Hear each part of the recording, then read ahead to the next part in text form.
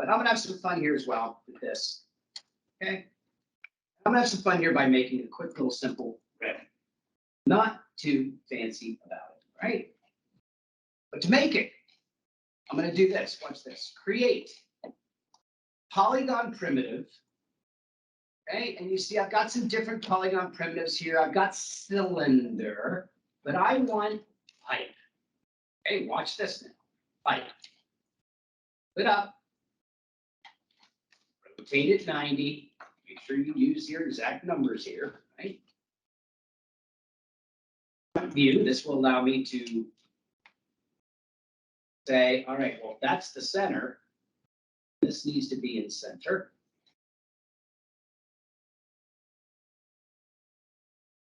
In fact, this might be a good cheat, is to actually move something until you actually get into center.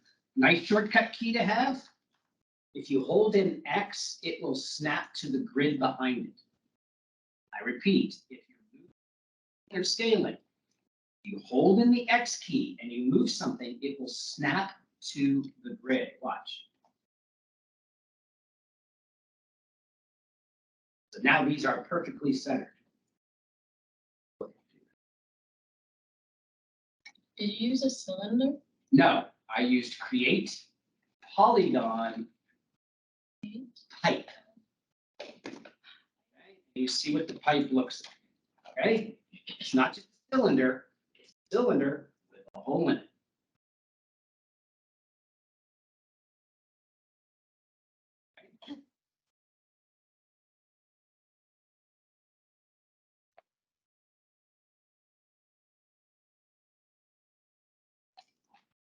Now, the rim I'm going to make, I'm just going to make, when I always get into mathematics like this because I love kind of, there's a reason why geometry is so important when it comes to 3D modeling, because if I want 6 spokes or 6 of those bars that go down to the wheel hub and everything on my fancy rims, how many segments do I need on my pipe? Right now it says 20 segments. Well, how many can I split into 20? What goes into 20? 5. So I could have 5, 4. I could divide it by 5, right? If I did 16, I could divide it into 4. Does this make sense? If I did, because if I wanted a 3-wheel spoke, I could probably get away with only doing 9, right? Because then I'm going to make the spokes go to it. So maybe I can, instead of, I'll do 6. And I'm going to take this, the rim, right? I'm going to scale up to fit my tire. Again, not full size here. Let's go side view. This is another great opportunity to understand your whole wireframe, right? 4 on the keyboard. And I want the rim to actually be just outside that center edge. Just outside that center edge.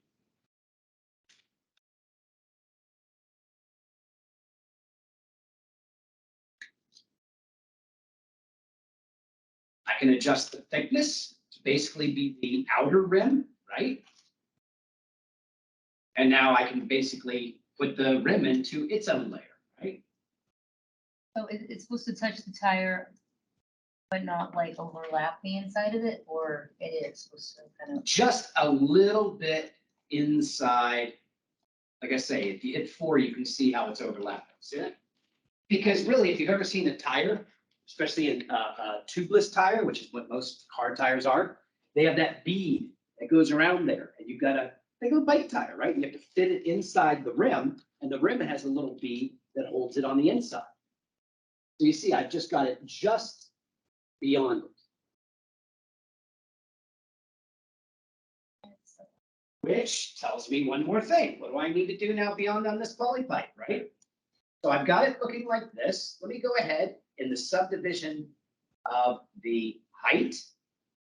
Let's put 4. Now that's not going to show up here. That will show up in the perspective. Look at that, see, so I've done 4. Actually, I could probably, yeah, I'll do 4. Right? And the caps are what are the face. Let's put 2. Well, maybe I'll do 3 on the cap. These are just numbers I'm throwing out. I'm just making this up, guys. Doesn't have to be exactly like this. Remember, I'm just showing you this because tire is a high poly model that will not be smooth. Because if we smooth it, it'll just look like crap. This guy, this is supposed to be smooth, shiny aluminum, right? Or chrome or something. This needs to be smooth. We're matching the high poly with low poly.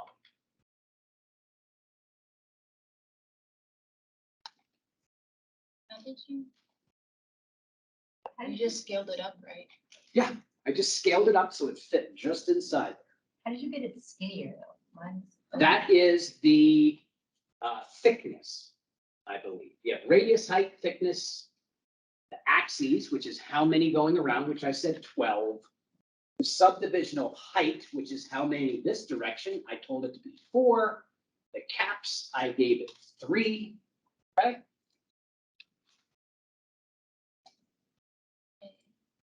And those are just numbers. They're just, like I said, I just want to give it a little bit more numbers. Because look at this. Watch, this is the intention. Remember, I'm going to smooth it. So if I hit 1,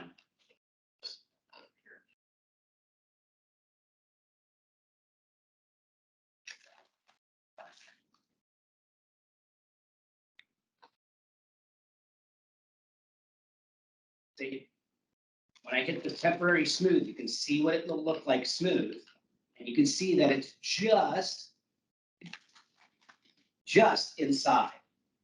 Because we want to make that, we want a piece of that rim to make a little bead on the outside of the tire. Tire was going to fit inside the rim. If you ever hit a curve, you know what I'm talking about. Right? Because you're like, I can pick out the tires out of it. No, you stretch the rim up. Why? Because you got that one little section that goes just outside. Okay? Now, why did I put all these sections in there like this? Okay? Let me show you on the perspective you want. Okay? So remember, I have touched my rim here and I have given it a 3 on the keyboard. Because we're going to start to look at this in modeling with a smoother on. Do it differently. Okay? Now what I'm going to do, hold shift, is I'm going to select this far. Like I said, there's an easy way to do this. That's what I was looking for you guys. But I'm just going to select this far a little bit, holding shift. See that? Like that. And that's the face, right? Yeah. I'm choosing face. If I wanted to, I could select the other side as well. Not a very big deal, but do. Because I'm going to create a bead, it's like a metal bead that extrudes on this rim to hold the tire in. So I've selected, see that? Let me hit 40, you can see what I selected. See that? Just that wee bit right there. And I'm going to do what? Extrude it. And you see, it'll give me an eyeball here of where I'm going to extrude it out. And Oh, should you extrude it one side at a time? no, it's on the other side as well. Oh, so it just mimics it? Okay. Okay, so let me hit F8 to show you what I just did there. Okay. I created that little bit of a bead. And it's a bevel. I didn't extrude. Yeah, I'm clicking extrude, but it's making like. Well, all I did was move in the one direction. So when I extruded it, it gave me my blue arrow saying, of the last one I selected saying, extrude by pulling outward, the extrusion, Yeah, not the scale. I had that area. Well, yeah, because you've got it in smooth mode. So it's automatically smoothing that out. So hold on, you have to find the, see? And this is the amount that you go, see? So you just pull it out a little bit like that. That's it. Here's that one. So, That looks pretty good, yeah. Just a little bit of a bead. That's all. I mean, if I wanted to, right, guys, look here. If I wanted to make this look like a ring, we all have seen right?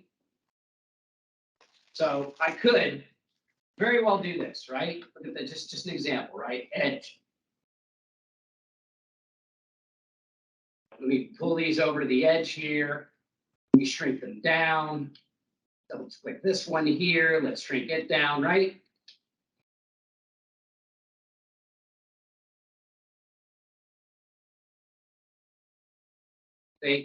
I could make that look very much like a car rim. See that?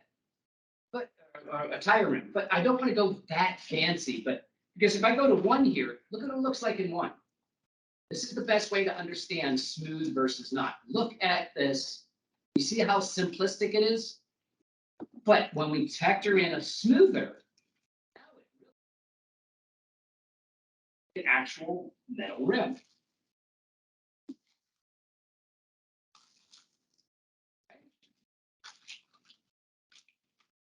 In fact, I'm gonna leave my tire hidden. I just turned the visibility of the tire layer off. That's all I've done. Right? That, but I'm showing you guys how to, when you model smooth organic things, even though this is metal, it's not organic, but it's meant to look organic. It's meant to look smooth and polished and very, very smooth, right? So we can model in the 3 key mode, as opposed to what it looks like when it's in 1 key mode. It looks so blah, right? Doesn't look quite like a car tire rim.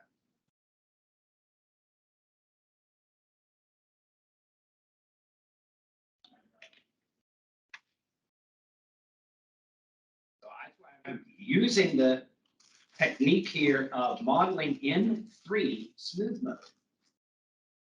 Show you the difference. All right. Enough more fun. Watch this.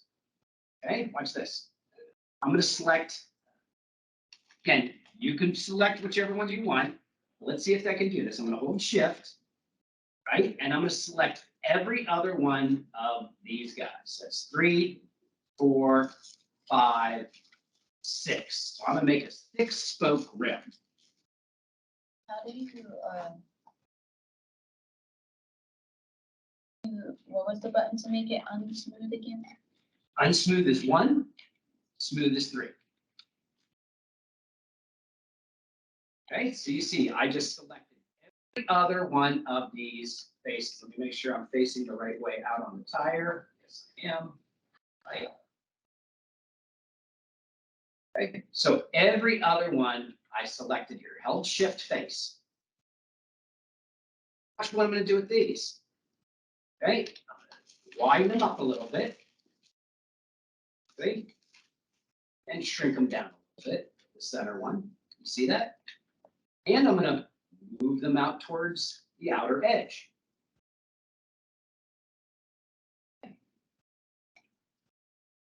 Yeah, there's so many rims out there. I'm not making any particular model. I'm just making one in my head. Okay, so I simply selected every other one. I scaled it so it was a little bit wider, right? And moved it towards the outside. Because I don't know if you've ever seen a car rim before. You have to fit a brake, what is it? Brake caliper pad and everything else inside there. So it's actually quite, most of the rim is on the outside of the tire, not the inside. All right, so watch what I'm going to do here, because we've got these selected. This is pretty good eye candy here. Watch this. Right? Extrude. Only I'm not going to do anything with the gizmo here. I'm going to just go to R.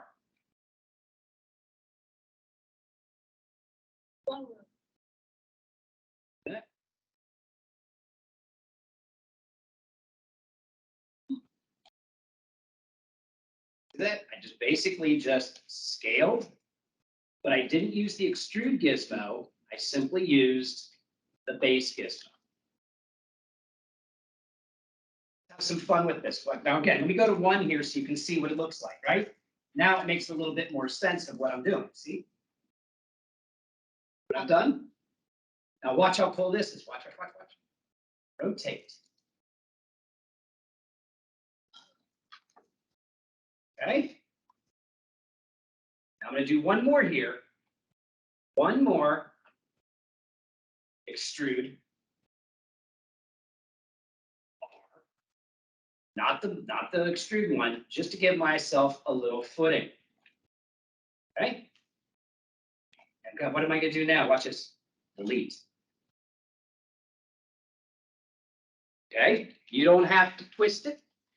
Okay, you don't have to model yours like this. This is the eye candy side of just saying, hey, what if I want to do something that was smooth like a rim?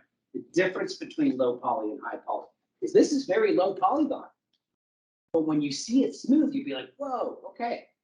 So all I did was just extrude those 6 spokes towards the center, but I didn't use the extrude tool. I simply just converted it to scale them there. I gave her a little rotate. I gave them a little extra to do what? Give myself some sharp corners here. Remember, when you extrude, when you have edges close together, you get sharper corners. And I deleted them. But now we have all these holes, right? How do you get the scale after you do the extrude? You just switch to the tool for scale over here or R on the keyboard. Because the extrude tool is great for extruding, Yeah. but not good for extruding necessarily in 360. Okay? So watch what I'm going to do with these guys now. I'm going to switch over to edge. Watch how cool this is. Okay? Edge, edge, right? I've got the opposing edges here connected. Watch this. Mesh, bridge. This guy, G. Last step. This guy, G. Repeat last step. Repeat last. I am bridging the gap of this opening. See? You see now, build up into now creating a hub. But now I need to seal these holes up. See these holes? This, I have edge selected still. Double click. Edge. What is that? Well, that's an extrude, right? R, scale towards center. What can I do? Let's do G. R, scale towards center. Maybe I'll G, extrude, pull that up a little bit. G, R, extrude towards center. G, R, extrude towards center. G, move. G, here. One more. Modeling in 360, and watch what I'm going to do right now just to seal this up. Now this needs to be sealed up. Okay. Now I can come here and select all these vertices. Let me show you a shortcut. Edge, Control, right click to vertice to vertice. And you see it selected those vertices, which allow me to do what now? Merge to center. You see, I sealed that up. I'm going to come around to the back end of this rim. Do the same process. Double click to get the whole edge. Extrude. In, and I don't have to get so fancy here. Let me just hit G, R, G, R, and a shortcut Control, right click, take the edge I have selected and select only vertices, mesh, merge to center. Now, what the heck does this look like? Oh, get it in smooth. Let me go ahead and turn off my wireframe on shapes. Right, and 3. This. And I'm not done. See, I can take edge, edge, edge, edge, edge, edge, R, E, rotate, right, to get more of a blade look, if you want to call it that.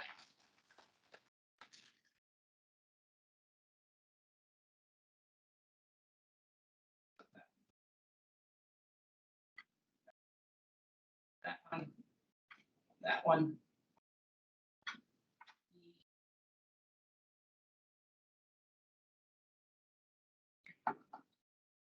I just made it more of like a blade looking little. Now that's just the smoothing value too of a 1 or a 3, right? Looks like. But if we get to a point that we really like our rims, because remember, that 1 on the keyboard still does not truly smooth it out. So to only truly smooth it out, we need to add a mesh smooth. And I'm going to go ahead here and go crazy with a 2. And what the heck, 3. See how heavy mesh we're getting now? Look at how smooth and refined that is. Turn our tire back on. See? Now I could put some lug nuts. I didn't really make any room for lug nuts in there or anything. Right? I don't know how it's going to attach. It needs to have 5 open nuts go. Yeah, not that difficult. I can go back and modify that. Okay. So that, and if I want to, I could go into my hyper shade here. And hey, you know what? That's going to be basically, let's make it a fawn. Leave the color gray. We'll increase reflectivity. I can turn on diffractions. In fact, watch how cool this is, guys, just to show you some eye candy here. Reflected color. File. Oh, I don't have a, let's see here. What do I need? Google. I don't need to have true reflection. I can have a false reflection like a video game uses. Reflection map.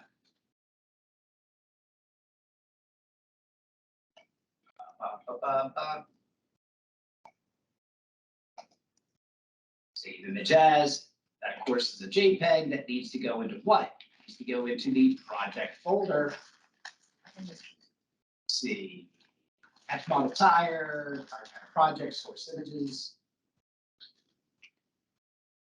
Find my folder, find my file. See, and it makes it look like it's reflective. Cool.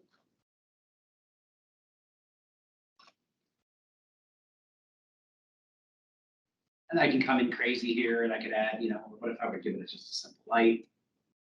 That's why I'd like to create, you guys,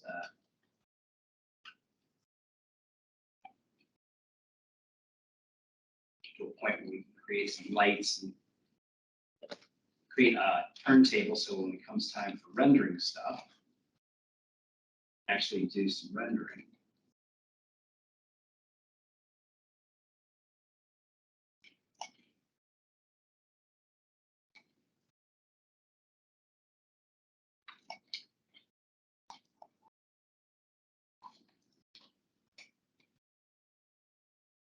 I'd love to see a rim, sure, because again, now we're starting to get introduced to using smoothers, which we're going to see the level of smoothing, the level of edges and everything, even though that was quite low. And if I ever really wanted to fix it,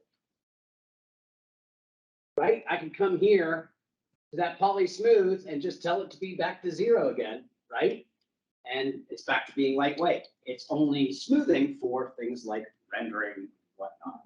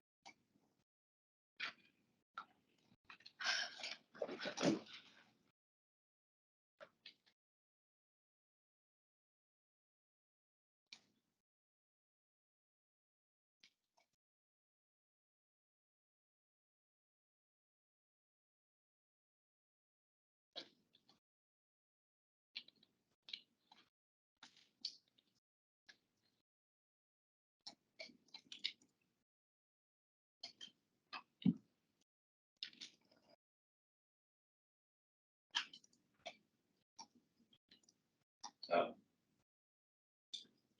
but the bulk of the assignment, obviously, guys, is to get the tire done. right? The tire, FBX export upload. Want to play around with the rim and stuff like that? That'd be great to see you try that. Just because it's starting to introduce you to that high poly modeling.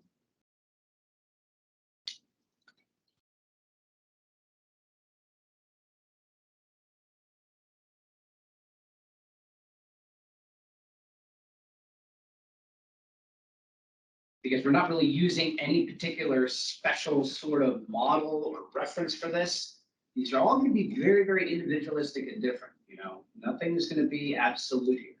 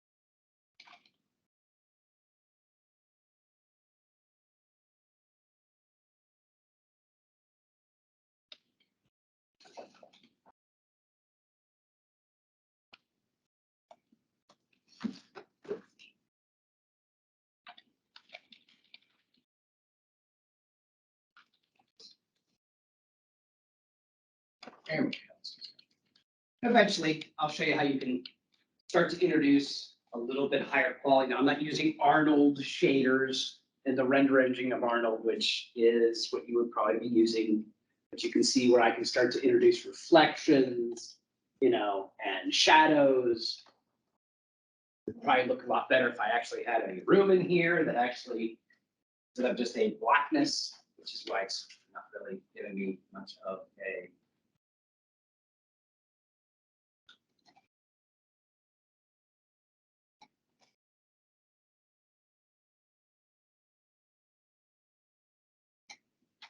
get you guys to understand the basic premises of all this Maya: modeling, rendering, texturing, navigation, animation, and so on.